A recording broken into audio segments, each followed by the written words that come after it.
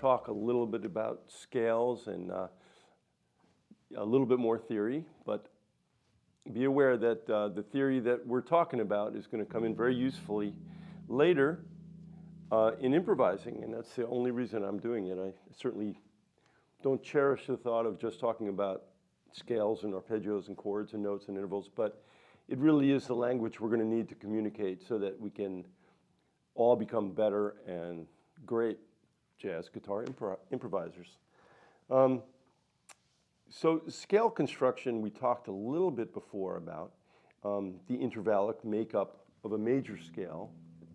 That's an important thing to know because when we start to alter it, you'll be able to refer back to this and know when I say, okay, we're going to make it a flatted sixth or not a flatted sixth, major sixth or minor seventh, you're going to know what I'm talking about in relation to the major scale. Everything we're talking about is relative to the major scale.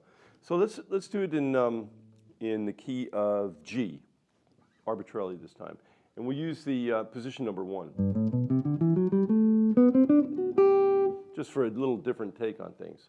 So as we talked before about the intervallic makeup of a major scale, I just want to go through it one more time. It is made up of whole steps and half steps. So you have, first one's a whole step between G and A in this case. So that's 1, 2 is a whole step.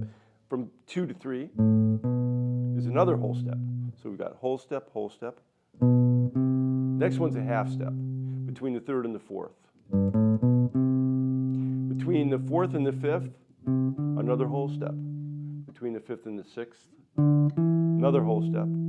Between the 6th and the 7th, another whole step. And then between the 7th and the octave is a half step. So what that ends up being is whole step, whole step, half step, whole step, whole step, whole step, half step, whole step, whole step, half step, whole step, whole step, whole step, half step. So that is our basic scale construction. And I'm getting into this now because my next topic will be minor scales. And the first thing we're going to do is alter one of those intervals the very first time. And it's going to create, instead of a major scale, a minor scale. So when we get to that 3rd, you guessed it, we're going to lower it. And it's going to make it a minor scale. So as we alter these things, you'll have this concept that I just discussed to refer to when I say, okay, we're going to lower this or raise this.